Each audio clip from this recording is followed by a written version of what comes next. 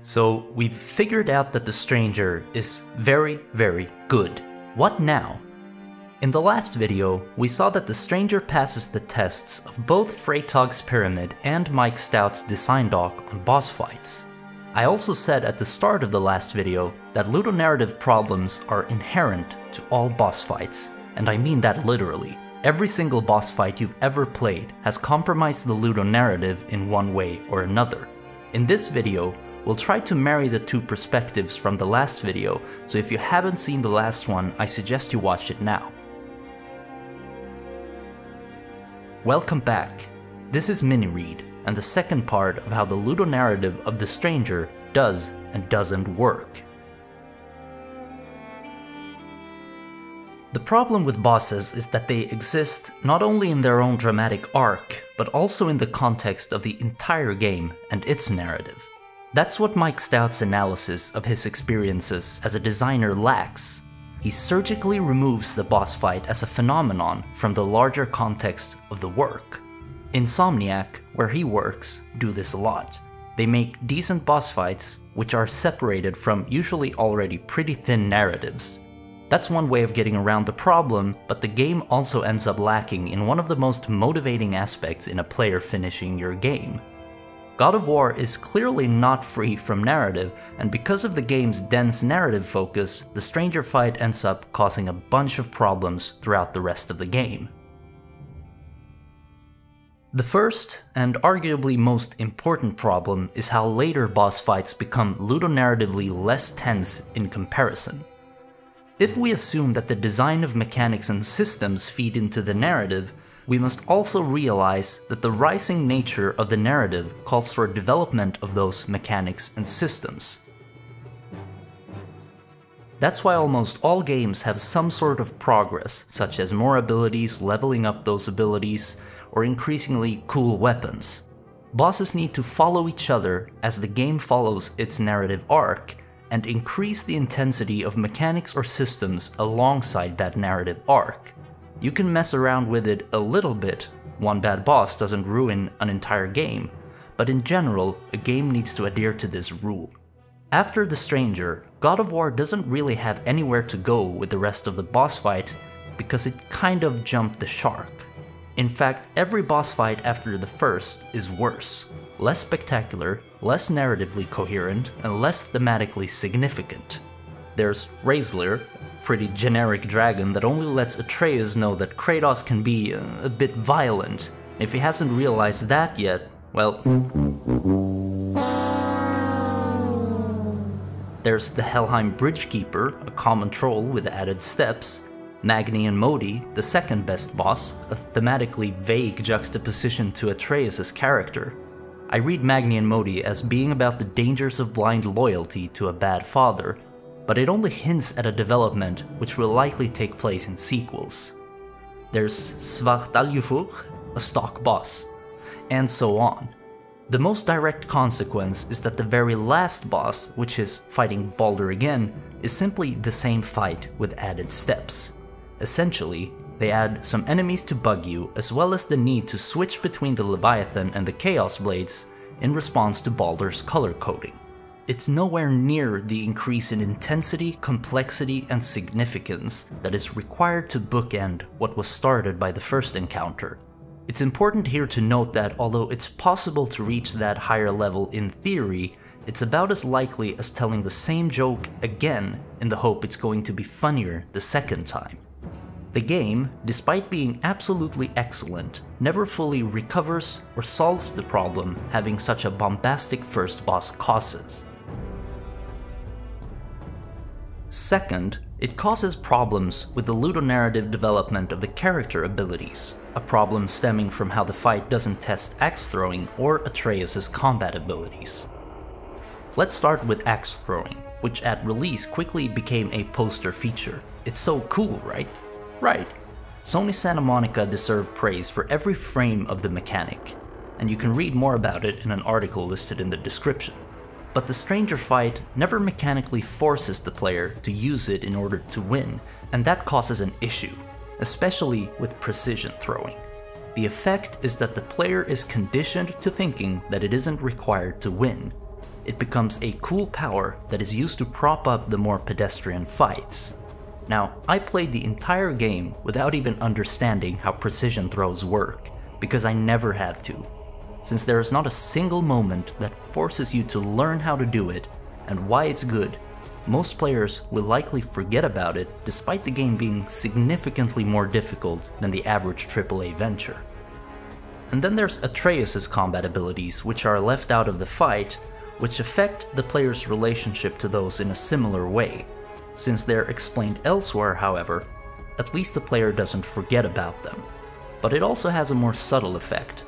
The game's arguably strongest plotline is the one about Atreus' budding godhood, and the question concerning how powerful or important he could become.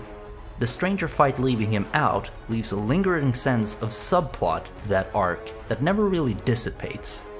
At the end of the game, when father and son find out that Atreus is in fact a giant, and that their mother sent them on the quest in order for them both to find this all out, you're left feeling that Kratos' plotline suddenly takes the back seat. For instance, it's really unclear how finally killing the stranger ends a cycle of violence.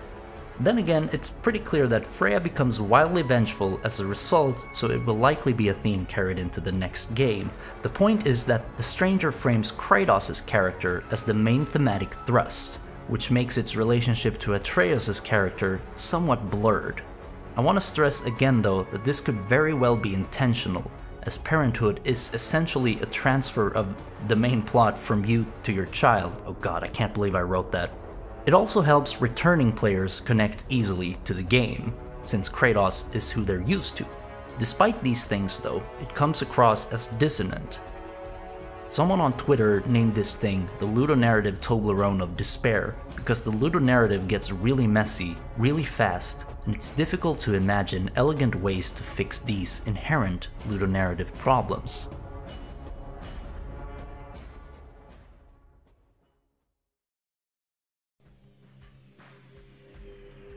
There are, however, some lessons to be drawn from all this, such as the insight that all bosses demand unreasonably high stakes. The final boss of the original Bioshock is a well-known atrocity. All Bioshock games have ludonarrative problems because Ken Levine writes them with the scope of a novel but the structure of a game, but I digress. To start, I can't think of any other game where the difference in tone is as jarring as the one between the rest of the game and the final boss. The world of Bioshock is somewhat plausible. A crazy guy created his utopia, they extracted some shit from sea slugs to enhance genes, and things spiraled out of control because the utopia had no checks and balances. That part makes sense. What doesn't quite make sense is the hulking, statuesque monster Fontaine becomes in the end. It does admittedly tie up most of the themes, albeit clumsily, but it's so over the top it becomes campy, which chafes against the otherwise plausible yet maniacal tone. This happens because Bioshock has a conceptually high-flying plot with some fantastical themes, and the final boss fight requires such a narrative climax that it needs to go overboard. This happens with most bosses, albeit to a lesser degree than in Bioshock, simply because the ludonarrative feedback puts a strain on the stakes being demanded. Other examples are Titan Joker from Arkham Asylum, the Human Reaper from Mass Effect 2, and Nihilanth from Half-Life 1. These bosses fail to live up to the level its dramatic arcs have taken their surrounding narratives to.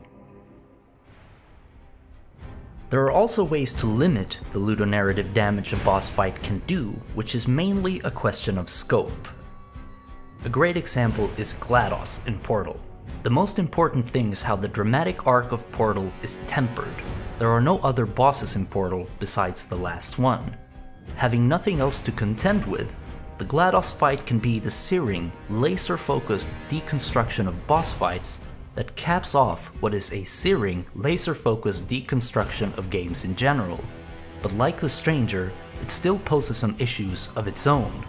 In Portal's case, that becomes clear once Portal 2 is released, and GLaDOS is found not in the parking lot the first game left her in, but retconned back into the lab. Even when the ludonarrative issue is pretty expertly tempered, the boss fight is inherently over-dramatic. Bosses are meant to be the end. Final bosses are meant to be the ultimate end to everything contained in the world as it was constructed. In other words, bosses can be ends to a part or to the whole, but either way they end up leaving very little, if anything, to allow for forward momentum. The only way to not have to be extremely careful about when and where to introduce a boss fight, if at all, is to have the rest of your game be open to absurdity. Nobody minds that the final boss of Wolfenstein is Mecha Hitler, because the entire game is just awesomely silly. The Metal Gear Solid series is also really good at this balancing act. But then again, as with Insomniac's games, there's not really a ludonarrative to take seriously enough to compromise in the first place. You know, maybe Brett was right. I am a mad scientist. So, boss fights need to be read in the context that surrounds them, but doing so reveals that it almost always cascades into problems for that context, a context that can't help being ludonarrative in nature. It can turn out very wrong or slightly wrong, and while there might be strategies to lessen the effect, there is no way to absolutely eradicate the ludonarrative absurdity that a boss fight constitutes. With all that said, I want to say that I, like everyone else, obviously enjoy a tricked out boss fight for the spectacle they are. GLaDOS and The Stranger are some of my personal favorites, but I'm interested to hear your personal classics that I might have missed in this exploration, so let me know in the comments. And if you enjoyed this video, the last one, or maybe even both, remember to leave a like because it makes me happy and it helps the channel a ton. Thanks for watching. And remember to keep taking games way too seriously.